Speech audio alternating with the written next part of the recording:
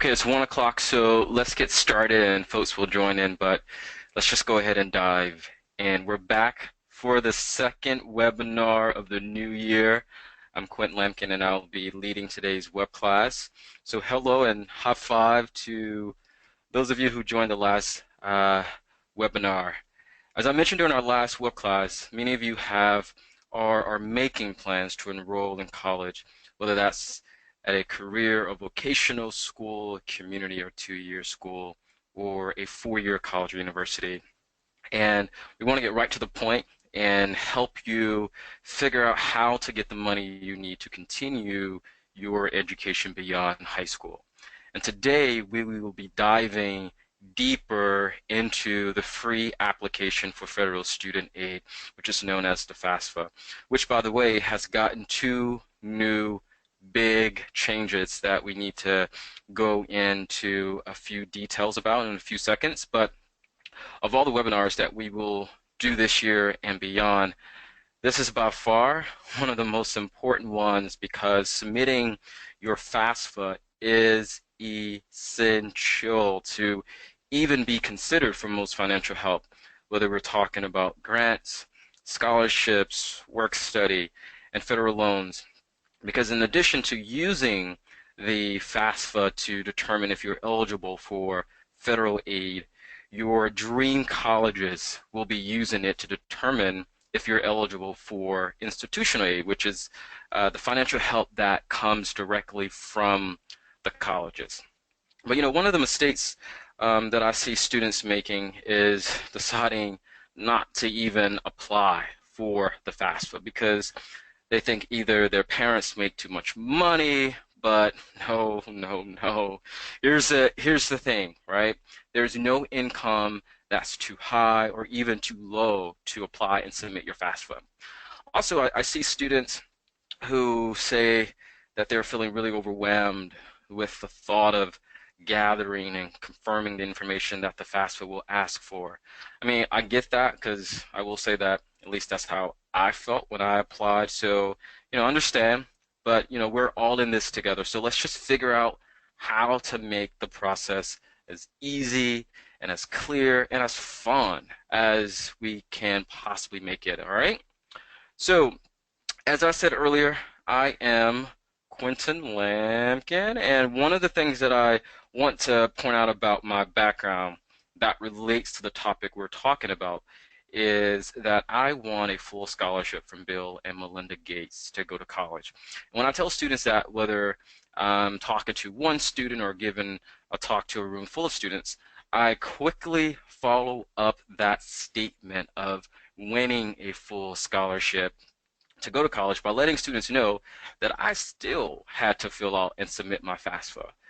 Because in order to qualify for that scholarship and other scholarships such as the Coca-Cola scholarship that I won, I needed to also submit my FAFSA so that the federal government and my dream colleges could determine how much money I needed in financial help to go to college. I mean, I knew I didn't have any money to go to college, but they didn't. So I had to let them know that I needed some Momo. All right, so let's actually go through our agenda for today. We got about 30 minutes or so, and then I need to go get a Saturday afternoon haircut, and I have somewhere to be at 4 o'clock today. But the first thing we want to do is go through an overview of the 2017-2018 FAFSA. I really just want to talk about what is it, when do you need to apply, and then how do you apply. We're going to go step by step. And next, I want to wrap up and talk about some resources and some tools that I have found to be helpful when I was applying for the FAFSA. Also, things that I found that students and families who I've worked with who have said to me that they found these particular resources that we're going to go over to be helpful in terms of understanding and completing the FAFSA. And then we just want to close up today's web class by referring to some upcoming webinars that hopefully you will be able to attend. They're going to be freely offered, where we're going to be talking about how to win scholarship money like I did, like a few of my mentees who won full scholarships to go to college. We're going to also be talking about how to pick a major once you're in college and find those summer internships before heading off to school in the fall and so forth. All right, so I like to start every class with a pop quiz.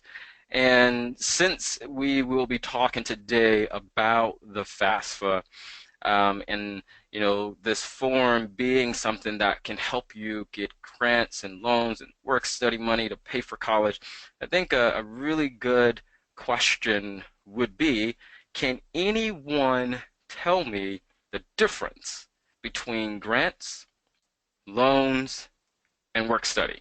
All right, so I know that some of you have joined today's webinar with your laptop, so I want you to just feel free to use the Q&A tool that's at the bottom right-hand corner to type in your answers.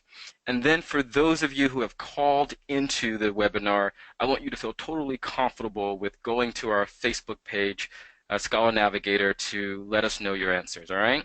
Again, so pop quiz. What's the difference between grants, loans, and work study? All right, if you don't know, just take a guess, totally fine. And I'm going to give you all 60 seconds to answer that. And in the meantime, I'm going to play some music, all right? So here we go.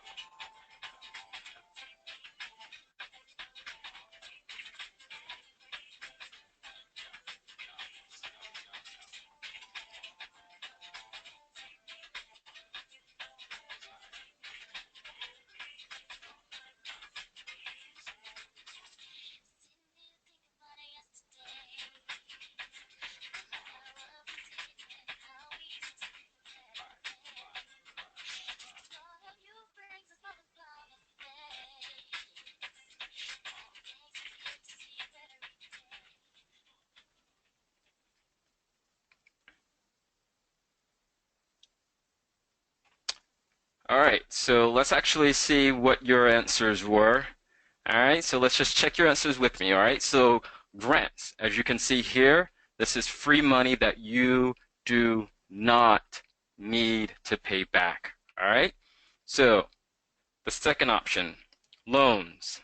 All right, here we go. It says here that this is money that you do need to pay back, but usually you pay this back after you graduate from college, and you will pay it back with interest. All right, and then the third option, work study. So basically, this provides you the opportunity to earn money while you're in school by giving you a guaranteed job on or near campus. All right, so just quick congratulations to all of you for even taking a stab at completing this pop quiz. All right.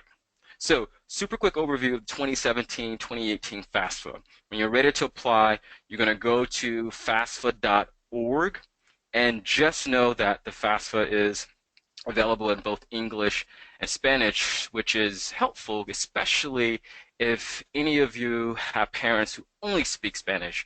And just want to give you a quick heads up that we at Scholar Navigator will be making sure to host Spanish-speaking webinars for those of you who have parents who only speak Spanish. All right, so this is what the site would look like when you go to FAFSA.org. And if you don't see this site, I want you to know that you're on the wrong site, and I want you to leave that site with the quickness, all right?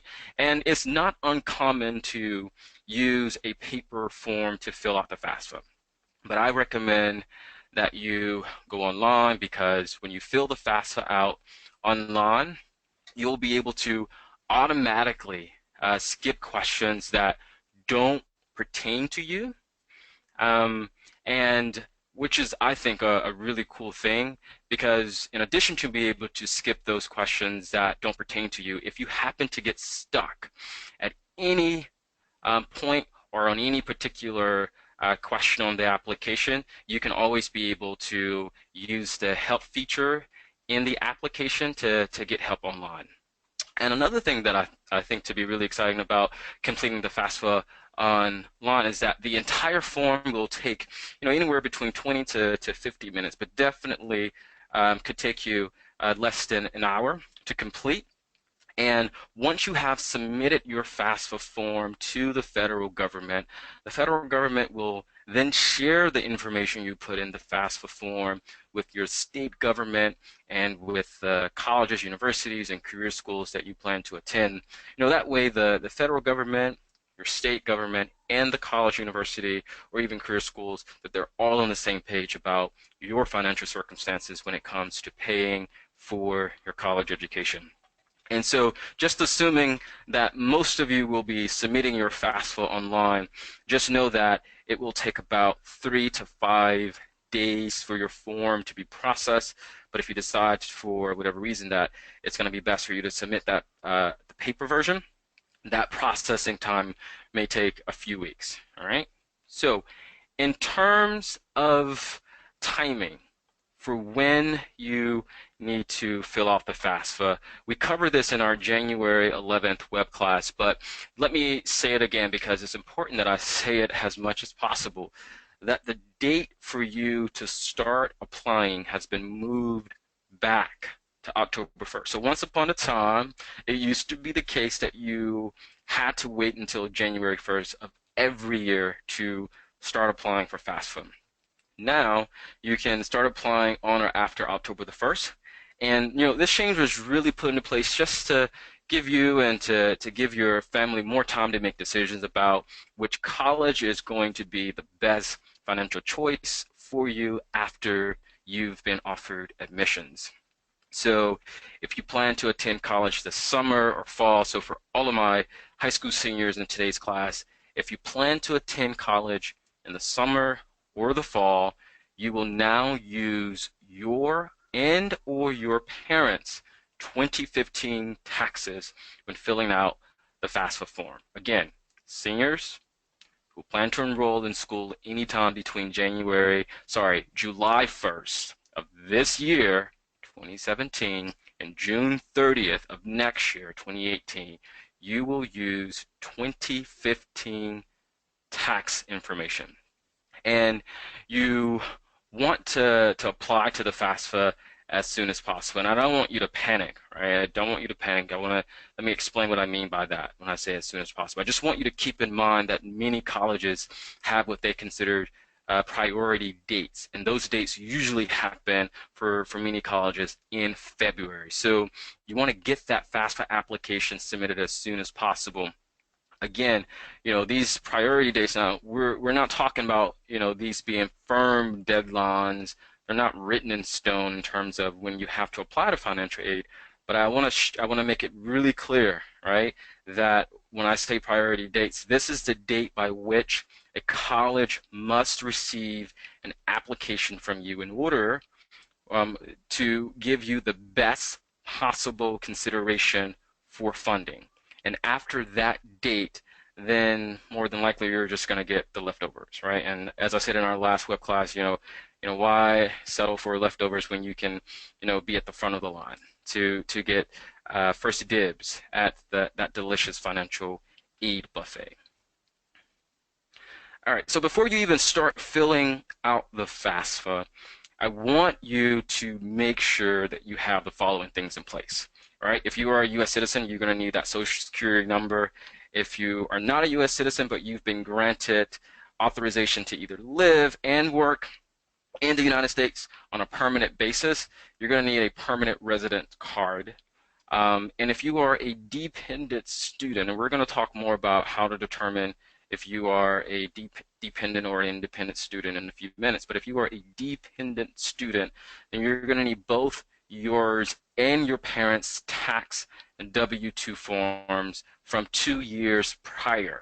All right, so what do I mean by that? So for example, if you plan to go to college this fall, for example, for the very first time, right, then you're going to fill out the 2017-2018 FAFSA and use your 2015 taxes. And if you are an independent student, then you only need to provide your information. You don't have to worry about providing your parents' information. You may need bank statements and records of investments. If this applies to you, it may not apply to you. And again, this depends on your circumstance. So you want to make sure that you check in, you talk with your parents if you're not sure. Maybe talk to a school counselor or check in with the teacher at school. And the same applies for records of untaxed income, only if this applies to you and you want to check in with your parents. And other trusted adults to clarify if this applies to your financial circumstances. All right, and then the next thing you're going to need is a FSA ID, and I want you to think of this as an electronic PIN. It's going to allow you to sign your FAFSA online. But I really want to sort of pause a little bit here, slow down, because I want you to listen really carefully. All right, that the FAFSA can be completed before you have had a chance to get your FSA ID fully approved, all right, which usually takes about 1 to 3 business days. But just know that until your FSA ID is verified, that you will not have the option to make changes to your submitted FAFSA. All right, so let's go ahead and go to the next slide. All right, so don't worry, I know I threw a lot at you just now, but it's fine. We're going to go over everything. I just want just continue to take those notes, and we're going to break down the entire FAFSA completion process into 9 steps. All right, and we're going to go step by step. And just as a general overview, as we're going through this application, you're going to be asked to provide information in 3 different areas, right? They're going to be asking you about personal information, and you know what that is, right? You know that's like your name, your address, your marital status. You're going to be asked about financial information, such as your income, and then parental information.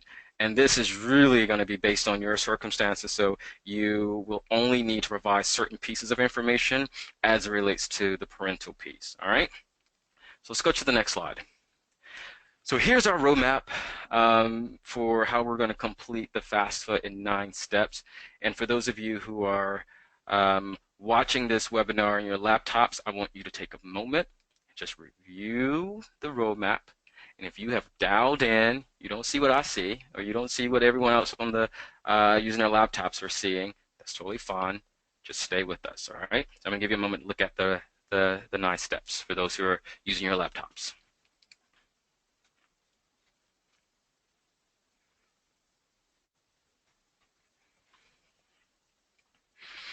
All right, so there we go.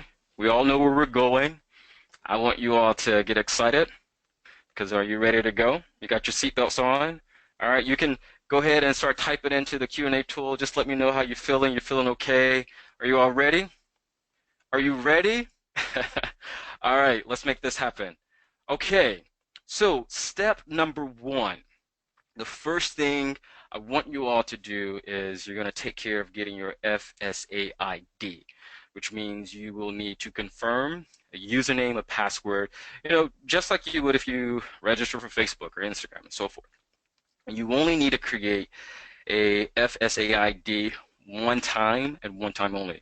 And it's really important to know that you're going to be using this ID every year when you go to apply for federal student aid. And oh yeah, just before I forget, let me give you some quick must remembers. You want to make sure you remember to not let anyone, and I do mean anyone, okay, not let anyone create your FSA ID for you. Okay, it's a legal signature. And another must remember is do not give your username and password to anyone. I don't care who it is. Nope, not happening. All right, so on this screenshot here, I'm going to show you some of the information that will be requested to create your FSA ID. You see here, you're going to have to go for the email, the username, and we'll talk more about this in a few minutes, but you and your parent will need to use different email addresses in order to create an FSA ID. All right, and you want to make sure that you pick a username that you can remember, or do what my best friend tries to get me to do, and write it down somewhere and keep it in a safe place, which I still need to work on doing that so I don't lose or forget my usernames. But you're going to also need to pick a password, and you want to pick something that you can remember. And at the final part here is that you just want to indicate that you are at least 13 years old, which you see here I circled at the bottom. All right, let's go to the next slide. So here on the next slide, you're going to be asked to fill out information on a second page, right? And they just really want you to fill out things like social security number, date of birth, first name, middle initial, and last name. All right, and you want to make sure that your social security number, your date of birth, and name, that they all match what's on your social security card, because if it does not, they do not, all of those points of information do not match, then your application will be rejected, okay? And we don't want that. We'll make sure we save you as much time as possible.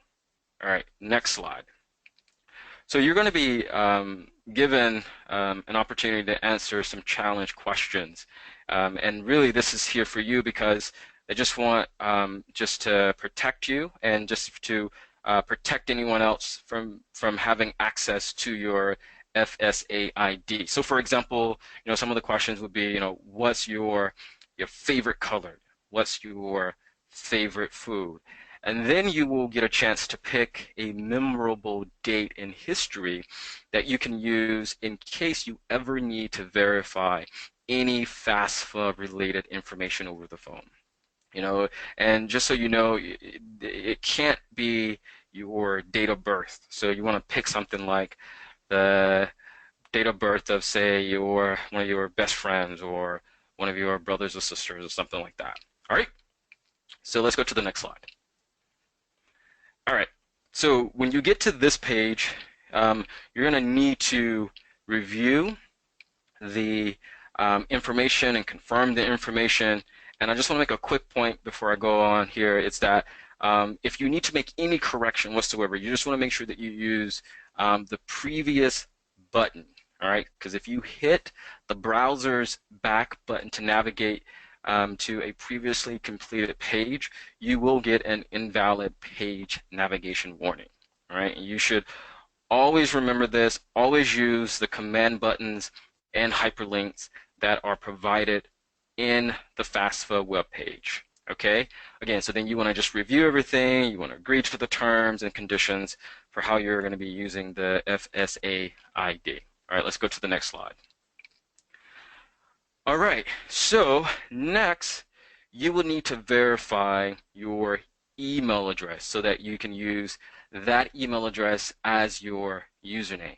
All right, and this is what I want you to do, right? So to verify your email, when you get to this page, don't close the email verification page. I want you to follow the steps that they're going to give you to receive an email with a secure code that you would need to, what you would need to do is then open an email address in a different tab. All right, I just want you to look through your email, and you're going to find an email about your FSA ID email validation. And in that email, it's gonna have a numeric code that you will enter in the secure code data field. And I circled it here so you'll see what it'll look like. All right, and after you've completed that process, congratulations, great job, amazing, amazing, awesome, awesome, cool. So now you've completed the first step in setting up the FAFSA, and we can get started to take step 2, which is you're going to log in to FAFSA.gov. You're going to complete and submit a new, and by new, I mean an original FAFSA. All right, let's go to the next slide. All right, so I want you to be sure that you choose the 2017-2018 FAFSA if you plan to attend school anytime between, we said it earlier, what are the dates? July 1st of this year, 2017, and June 30th of next year, 2018. Okay, and you're going to make sure to use your 2015 tax information. All right, let's go to the next slide. All right, so I said this earlier, but let me highlight this again, that your full name, your date of birth must match what's shown on your Social Security card, or again, not, your FAFSA will be rejected. And this is going to be a quick point that I want to highlight, is that if you are planning to get married, because I'm sure some of you are going to, probably get married at some point soon, and you may even get married before you even start college in the fall, which is totally fine if that's what you're choosing to do. I'm excited for you. You want to make sure that you still enter your marital status as of the day you actually submit your FAFSA. So let's give an example. So let's just say your last name today is Wade, all right? And after this webinar, you're planning to submit your FAFSA. If that's the case, then your last name Wade is the name that you're going to enter into your FAFSA, even if you plan to get married, let's say next month, right, and change your name to Jackson, because you're going to be submitting that FAFSA today. If that's what you're choosing to do, and your last name is currently Wade, you want to enter Wade, okay, in the FAFSA. All right, let's move on to the next slide. So if you're an 18-year-old student who was assigned male at birth, then you will be required to sign up for the selective service, and you will have the option to do so when you're filling out the FAFSA application. And some of you may already know this, you may not know this, but in any case, that registering for the selective service is really making yourself available to be drafted into the armed forces in any case of national emergency. And I mean, we haven't had a draft since the 70s, but young men between the ages of 18 and 26 must still register for the selective service. And if you don't register for the selective service, you will not qualify for financial aid. But I know some of you on today's class may be younger than 18, so let's say you're 17 years old, and you already know that you're going to be turning 18 soon. You're going to have an opportunity on the FAFSA to select the option to register me, and I circled it here, as you can see, in red, and your information will be submitted on your 18th birthday. All right, let's go to the next slide. Okay, so step 4 is where you will be asked to show your high school completion status and indicate the high school from which you will graduate. And here's the thing. If your high school doesn't appear when you're searching by school name, all you need to do is know that you can also search by city and state. And another thing is, if you indicate that you have received a high school diploma, you're going to be required to include the school's name from which you graduated. And for those of you who may have been homeschooled or you received a GED, then you won't see this page. All right, let's go to the next slide, which is going to be step 5. All right, so in step 5, you will have an opportunity to list up to 10 different schools that you want the federal government to send your FAFSA information to. And once they receive your financial information, they're going to take into account your financial need plus other information to determine how much financial aid you can receive. And just to give you a quick heads up, when you're listing your schools, I want you to keep in mind that each school has a federal school code, which is a number that is associated with that school. And you're going to put that number on your FAFSA for those schools to receive your information about your financial need. And again, each school has a six-digit code number. And if you don't know the school's numbers, not a big deal. You can still just search here, as you can see on the screen, by the school name, city, or even the state. And while you're going through this process, you're going to have the option to compare each school. You want to pay close attention to the graduation rate, also the retention rate. And let me just say something about that, because I don't care how expensive or inexpensive a school is. If they have low graduation rates or low retention rates, and then that's a sign that you really may not want to consider going to that school. And we're going to be talking more about how to determine whether a college is a good quality for you in one of our upcoming webinars. Let's continue on. All right, so here, the next slide here, you're going to be asked to confirm your housing plans for each school receiving your FAFSA information.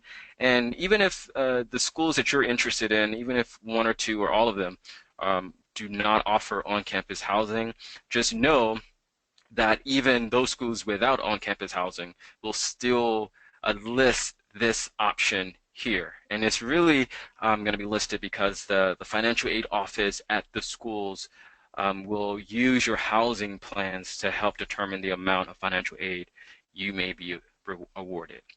All right, let's just keep moving along.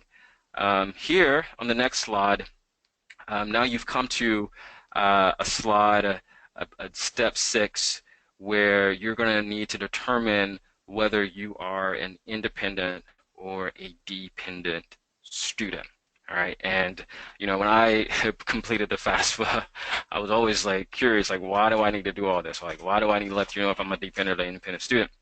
And to be honest with you, when you're filling out the FAFSA, you won't need to guess whether you are an independent or whether you're a dependent student, because as you can see here, you'll be asked a number of different questions that will help you determine whether you are an independent or a dependent student. And the reason why this is important, I mean, it took me some time when I was filling this out to kind of like figure out, okay, I understand now why this is important. Well, the reason why it's important, this distinction is important, is because if you are a dependent student, if you're considered to be a dependent student, then you'll need to include your parents' financial information on your FAFSA. All right, so let me just kind of like say it another way. All right, so in other words, the federal government, if you're considered a dependent student, will look at yours and your parents' financial information to determine how much federal student aid that you will be eligible for. All right, so let's go to the next slide. So I mean, this is definitely going to be the case that, there are going to always be special circumstances, right, that will impact, that will shape, that will affect whether you are determined as a dependent or an independent student. And we don't have, the kind of time to go through all of the different exceptions or special circumstances. But I'm going to give you one example that can really drive the point home. So let's just say that you go through the steps for determining whether you are a dependent or an independent student. And let's say it's determined that you are considered a dependent student, but you have absolutely no contact whatsoever with your parents, or you can't, for whatever reason, get access to their financial information. Here's what I want you to do. All right, I still want you to submit the FAFSA without parental information, but I want you to make sure to indicate on your FAFSA that you cannot contact your parents to get access to their financial information. And I circled it here in red, okay? This is the button you will select. And I'm gonna go to the next page. I circled it here, you see at the bottom. I circled it there as well. You wanna indicate those two buttons, what I just mentioned. And then I want you to call an email a financial aid staff person in the financial aid office at the college or career school you plan to attend, and that person will tell you what you need to do next. Okay? All right. Let's go to the next page. All right, so just assuming that your parents will need to fill in their information. They're going to really follow a very similar process that you follow in terms of, providing personal information like their name, their date of birth, social security number, and just as an FYI, if your parent or parents both are undocumented or not a U.S. citizen, then you're just going to need to enter zeros for the social security number. All right. And again, parents are going to provide their financial information, and you're going to, let me just see here. Do I want to? Let's go back. Let's go back for one quick moment. I want to talk about something because we just talked about the your parents being able or needing to provide their financial information. One thing that's going to be really helpful is that your parents will have the option to either manually or just type in their financial information, or they can just use what is called an IRS data retrieval tool, right? And you're gonna see that option when you're applying for the FAFSA, which is basically a tool which just gives your parents the option to just transfer all of their tax information into the FAFSA, right? So they don't have to go and enter in all this information manually. They can just have it transferred by using the IRS data retrieval tool. All right. And moving on to step 8, going back to you, you meaning the students, you too can indicate the type of tax return, that that you filed, as well as the income earned and the taxes paid, and you're going to also have the option to use the IRS data retrieval tool. That you can just transfer your tax information into the FAFSA. All right, let's move on. We're here. That was pretty fast, actually.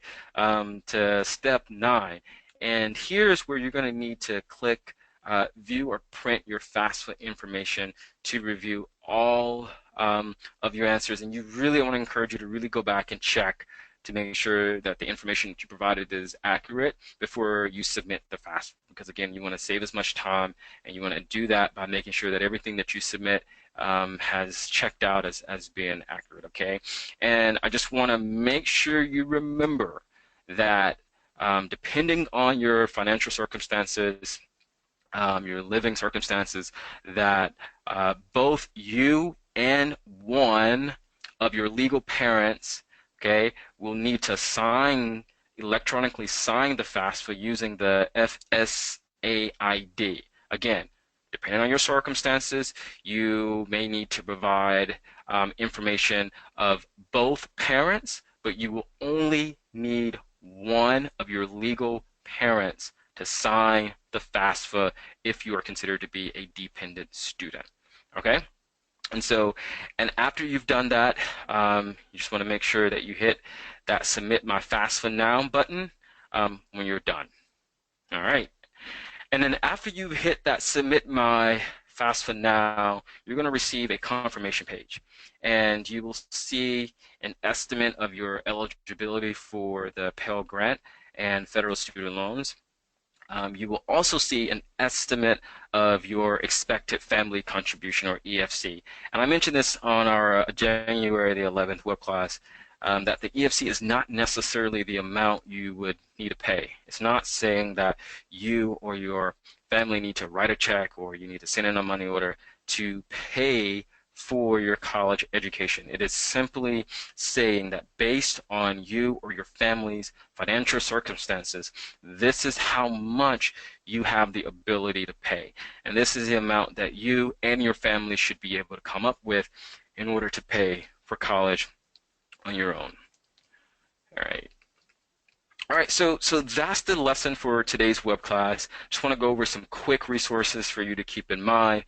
If you have any immediate questions that I didn't answer for you, that you just need more clarity around, I want you to definitely, make sure to reach out to your high school guidance counselor, or you want to call or email your Dream School's financial aid office, or even go online and Google finded.org or studentaid.ed.gov, and these are great resources for understanding how to pay for college. All right, so I want you all, while I'm sort of walking through some homework assignments, I want you all to start thinking of any questions that you have, and you can start typing those questions in as I go through this, or if you don't have any questions now, or you can't think of any, you just want to make sure you just go onto our Facebook page and ask any clarifying questions that we didn't get to today. Okay, so let's just go over some homework assignment. So the first thing I want you all to do is to make sure that you register for our next web class, which is going to be February the 11th at 1 p.m. Eastern Time.